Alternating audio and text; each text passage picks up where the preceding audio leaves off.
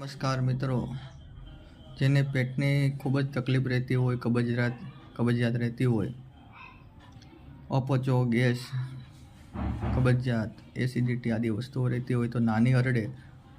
એને ગૌમૂત્રમાં પલાળી તડકામાં થોડીક એવી સુકાવી અને ગાયના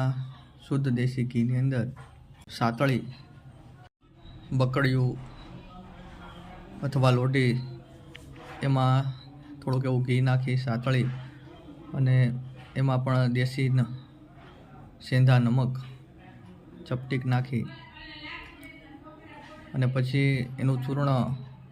કરી અથવા એનું સેવન કરવાથી રોજ રાતે ગરમ પાણી અથવા